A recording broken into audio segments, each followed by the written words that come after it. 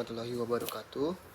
Mohon izin Bapak Ibu Video Suara, saya Igede Bayudi Prabawa dari kelas A3 kelompok 2. Pada hari ini saya ingin menyampaikan bagaimana lingkungan kelas, kemudian refleksi sedikit terkait dengan materi yang sudah saya pelajari pada kegiatan tatap muka melalui Zoom pada hari ini. Hari ini saya sangat tersentuh hati saya karena beberapa pembelajaran yang saya terima merefleksi kembali tentang posisi saya sebagai seorang aparatur sipil negara dan apa yang sebetulnya harus saya lakukan. Sentuhan ini saya dapat dari quotes yang diberikan oleh Bapak Widya Wiswara, yaitu ASN bukan hanya mencari materi, tapi panggilan dalam mengabdi kepada nusa dan bangsa. Kemudian beliau juga menjelaskan apa peran dari ASN melalui dua kata atau dua bagian. Pertama adalah perekat persatuan dan kedua melalui wawasan kebangsaan.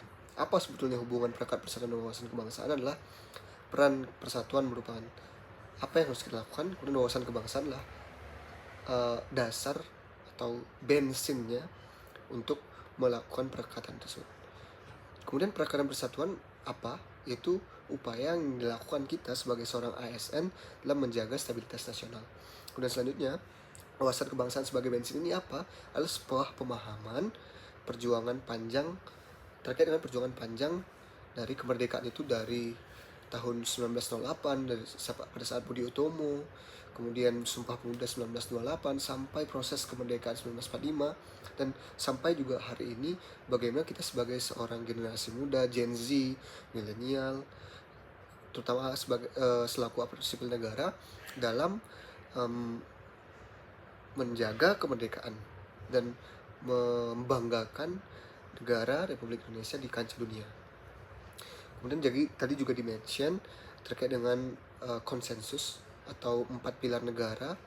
Yang pertama adalah Pancasila. Bapak Widya Wiswara menyebutkan Pancasila adalah jiwa bangsa, sumber dari segala hukum. Kemudian yang kedua adalah UUD 1945 atau aturan mainnya. Kemudian NKRI adalah sebuah rumah, dianggap atau diandaikan sebagai sebuah rumah. Kemudian Bhinneka Tunggal Ika adalah semen perekatnya. Jadi 4 pilar bangsa ini merupakan sebuah dasar yang harus kita pegang dalam melaksanakan tugas kita sebagai seorang aparatur sipil negara. Kemudian beliau menyampaikan juga terkait dengan bela negara. Apa itu bela negara? Sesuai yang saya rekam tadi, yang saya resume, bela negara merupakan perjuangan sehari-hari kita sebagai seorang ASN dalam konteks ini, dalam bersikap, dalam berperilaku, dalam memperjuangkan dan menegakkan kedaulatan negara kesatuan Republik Indonesia. Tidak semata-mata hanya berjuang, berperang, menggunakan senjata untuk menembak musuh, tidak. Kita sebagai seorang aparatur sipil negara, ujung pena kita, meja kerja kita adalah bentuk bela negara juga. Dalam hal apa? Dalam hal mensukseskan birokrasi, dalam menarasikan, mengkomplimasi arahan pimpinan menjadi suatu program kerja. Itu juga merupakan sebuah bela negara bagi kita seorang aparatur sipil negara. Kemudian disampaikan juga tadi terkait dengan nilai dasar dan contoh perilaku ASN. Ada 5 nilai dasar sebagai seorang aparatur sipil negara. Yang pertama, cinta tanah air. Apa yang bisa kita lakukan? Mengutamakan produk Indonesia. Misalnya kita sebagai pejabat pengadaan barang dan jasa, jika ada pilihan dalam pengadaan barang dan jasa di kantor, kita bisa memilih nih produk UMKM misalnya dibandingkan dengan brand luar. Sepatu itu misalnya kita bisa membeli Spotek yang merupakan produk asli Indonesia dibandingkan dengan Nike yang produk dari luar. Kemudian yang nilai dasar yang kedua adalah sadar berbangsa. Contoh perilaku ASN-nya adalah bekerja profesional dan tidak berpihak.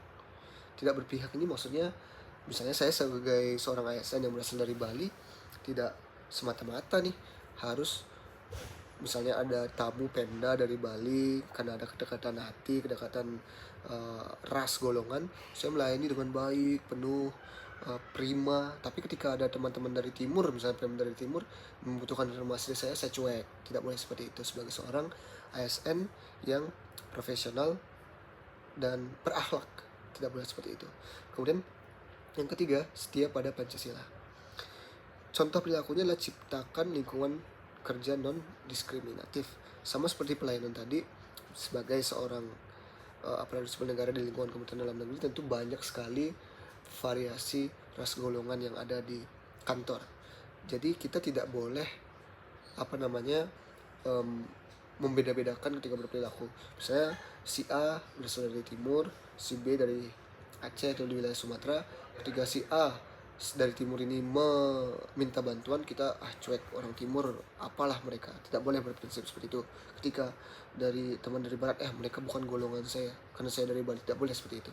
Kita harus tetap menciptakan lingkungan kerja yang tidak diskriminatif. Siapa saja sama saja di lingkungan kerja kita, Kementerian Dalam Negeri terutama. Kemudian yang keempat, rela berkorban. Itu memberikan pelayanan publik yang cepat dan jujur. Walaupun misalnya konteksnya seperti sekarang, di lingkungan subdit saya sedang mempersiapkan rapat koordinasi nasional. Kemarin Sabtu Minggu ada urusan administratif yang belum terselesaikan untuk mensukseskan acara ini. Kami diminta masuk oleh pimpinan, ya loyal. Kita harus menyesuaikan dengan perintah pimpinan. Jika masuk di Sabtu Minggu, masuk Sabtu Minggu. Jika itu memang untuk kepentingan bangsa dan negara. Jadi kita laksanakan perintah tersebut dengan kesadaran apa yang kita lakukan ini merupakan rela berkorban sebagai seorang ASN yang kita anggap sebagai ibadah kita, sebagai bentuk pertanggungjawaban kita karena sudah diberikan kesempatan sebagai seorang ASN dan menciptakan suasana batin yang rela berkorban demi majunya Indonesia, demi terciptanya kerukunan umat beragama kalau di konteks tugas saya sebagai seorang ASN di Subdit FKUB, Forum Kerukunan Umat Beragama. Kemudian kita harus memiliki kemampuan awal terkait dengan nilai dasar. Apa contoh perilaku ASN? Selalu tingkatkan kompetensi dan wawasan. Itu salah satunya. Itu merupakan contoh perilaku ASN-nya. Kemudian apa yang saya lakukan untuk meningkatkan kompetensi dan wawasan sebagai seorang ASN di lingkungan Subdit FKUB? Yang pertama saya lakukan memahami dasar hukum dan dasar filosofis apa yang membuat FKUB ini terbentuk, Subdit FKUB ini terbentuk. Yang pertama saya memahami penetapan Presiden nomor 1 tahun 1965 terkait dengan di sana disebutkan bahwa mayoritas agama yang ada di Indonesia merupakan Hindu, Islam, Kristen, Katolik, Buddha, dan Konghucu. Itu dulu saya pahami bahwa Indonesia tidak pernah mengakui 6 dasar agama, tapi menyampaikan bahwa ada 5 agama yang menjadi mayoritas dipeluk oleh masyarakat Indonesia. Jadi tidak salah saya menyampaikan kepada masyarakat, Indonesia mengakui 6 agama. Tidak seperti itu. Indonesia hanya menyampaikan bahwa 6 agama itu adalah agama mayoritas dan agama-agama lain dibiarkan adanya. Jadi tidak pernah Indonesia mengakui 6 agama dan agama lain tidak diperbolehkan, tidak ada seperti itu sesuai dengan PNPS. Kemudian selanjutnya apa? Dasar turunan hukum yang sedang berlaku, dasar hukum yang saya pegang untuk melaksanakan tugas saya, yaitu Peraturan Bersama Menteri Agama dan Menteri Dalam Negeri nomor 8 dan nomor 9 tahun 2006. Jadi bagaimana izin pendirian rumah ibadah diatur di sana, bagaimana forum kerukunan umat beragama dibentuk dan tugas fungsinya apa, di sana diatur di PBM tersebut. Sehingga ketika ada rekan-rekan dari daerah yang bertanya terkait dengan apa sih tugasnya forum kerukunan umat beragama di tingkat pusat, tingkat pemerintah daerah tingkat 1, pemerintah daerah tingkat 2, saya bisa menyampaikan hal tersebut dan merupakan contoh perilaku saya dalam mengimplementasikan pengetahuan awal. Setelah itu saya melakukan diskusi-diskusi dengan pimpinan, dengan rekan kerja, dengan senior yang sudah lebih dulu di ruangan terkait dengan bagaimana sih pelaksanaan teknis, karena teori saja tidak cukup. Misalnya dalam peningkatan dalam pendirian rumah ibadah. Penerbitan izinnya seperti apa di dalam hitam di atas putih tidak selalu seperti itu ketika terimplementasi di daerah. Kita harus diskusikan bagaimana dinamika hal tersebut bisa terjadi dan bagaimana kita bisa melakukan penanganan terkait dengan hal tersebut. Demikian penyampaian dari saya. Saya akhiri. Wabillahi taufiq hidayah. Wassalamualaikum warahmatullahi wabarakatuh.